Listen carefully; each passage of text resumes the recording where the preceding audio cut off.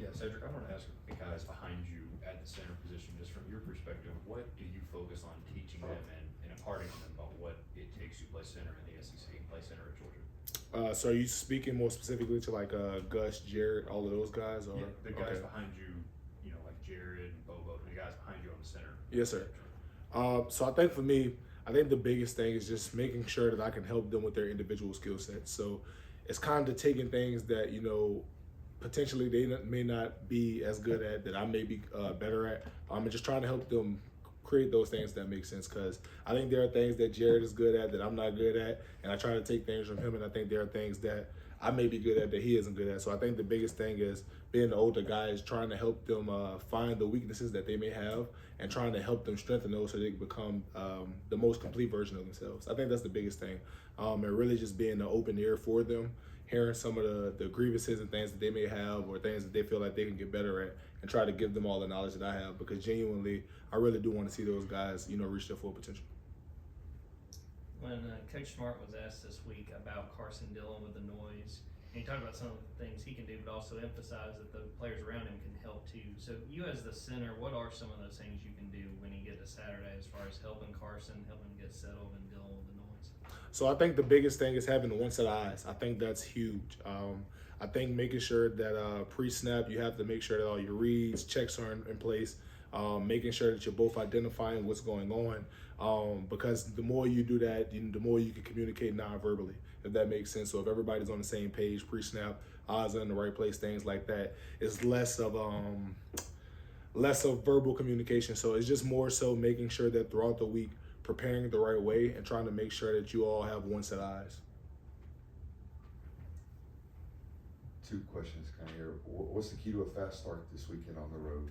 And what role does experience play with crowd noise? Because, you and Tatum, for example, have played together a lot. You don't have to talk as much. The verbal communication there might not be as much as it might be with Dylan this weekend. What was the first part of that question again? I'm sorry. The key to a fast start on the road. Gotcha. So I think the key to a fast start definitely starts in practice. I think a good week of practice is essential. I think you have to start off executing there, and then I think going into the game, really just making sure that your preparation doesn't stop. So Thursday, Friday, Saturday even, just making sure that you're taking everything seriously, walkthroughs, whatever it may be, just so that you never know what rep may end up coming up in the game, so that you can go out there and execute. And I think that's the biggest thing is execution. I know that may seem a little bit cliche, but football is so much of just making sure that you're doing the small little things properly. So I think that's the key to a fast start would be just executing. But as far as Tate and I and some of the older guys that maybe have been in hostile environments before, I think that it'll help a bit. But ultimately, I think it will be a challenge. But I think it's a challenge that ultimately you try to embrace as best as you can, and just go out there and really depend on each other. I think that's the biggest thing. It's just understanding that each place, each year, each game, it's all unique, it's all different.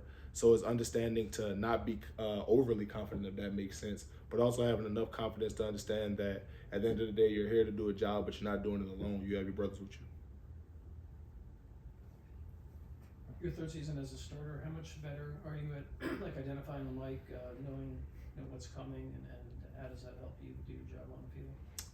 So I would like to believe that I've gotten a lot better with it, but I think the truth of the matter is that no matter how much film you watch, no matter how much you study, eventually there will be something that you haven't seen before.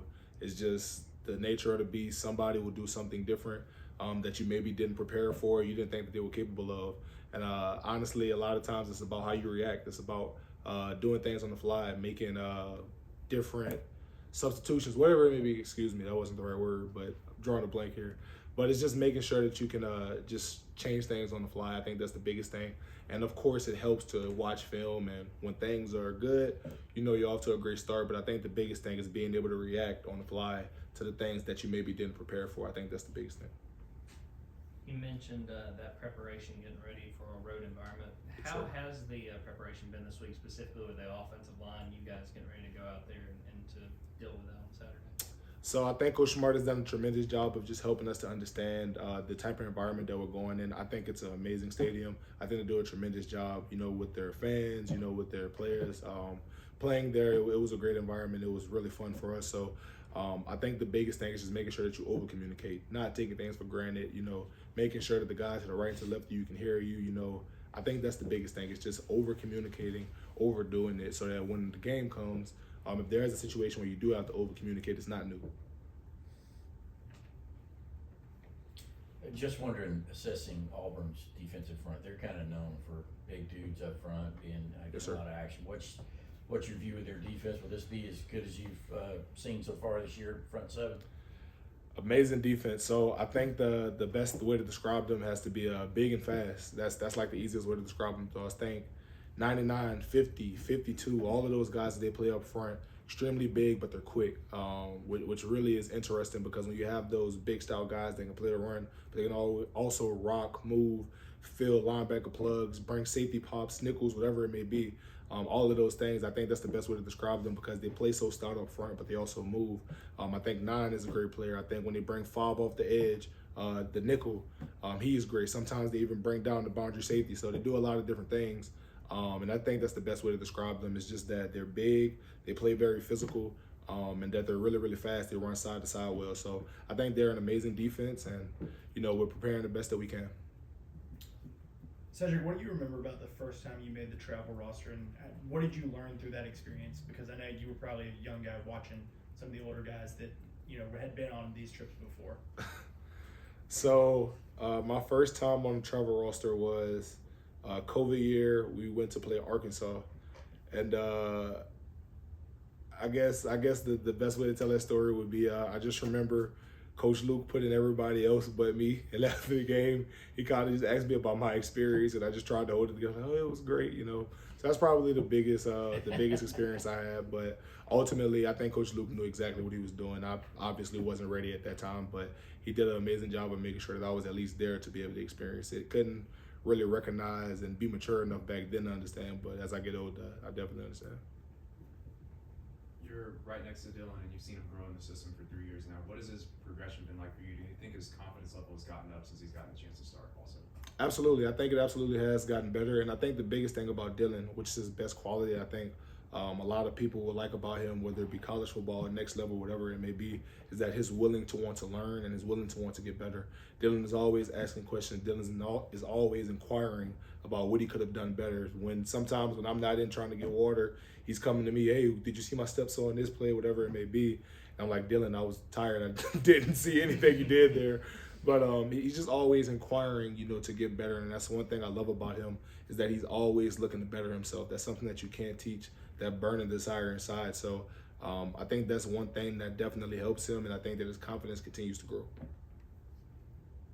Yeah, Marcus mentioned you as a guy that a lot of people, including himself, look up to as one of the leaders of this team. How have you tried to be that leader through the early part of this season, where the offense has kind of had its ups and downs at times? So I find that interesting because, to be honest with you, Rose is one of the guys that I look to.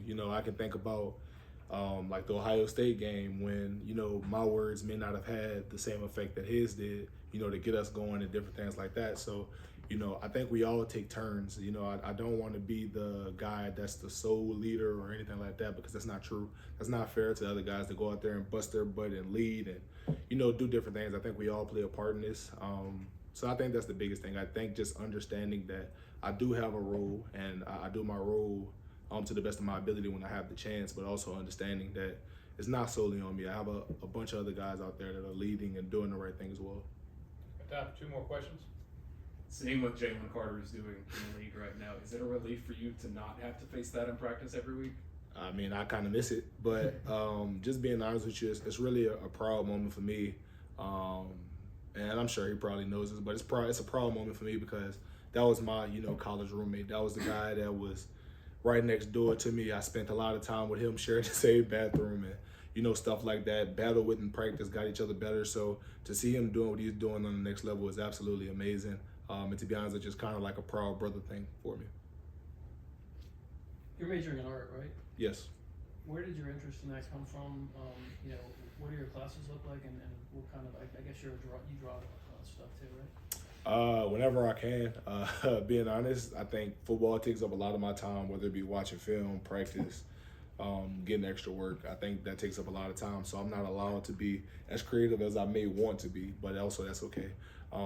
So I think, honestly, my class schedule is pretty smooth. Like yesterday, I didn't have class because art majors get certain days for research days where we don't have class. So that's pretty cool.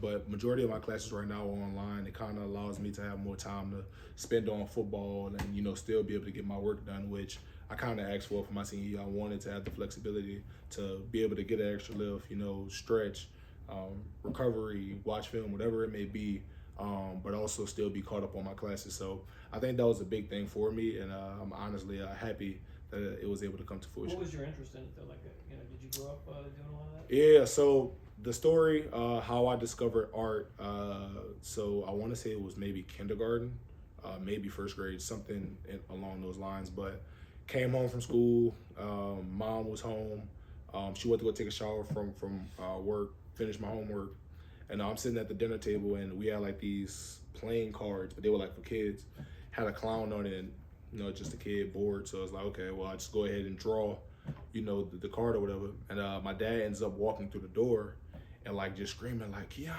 come here, and like he's showing her like the cards, like this is amazing, like, you know, I didn't know you could do this. And you know, I remember my mother and father ended up getting me tested for talented art around 3rd grade, and then from there I had talented visual art classes for the rest of my life. So Thank you, Sedrick. Thanks, Sedrick. God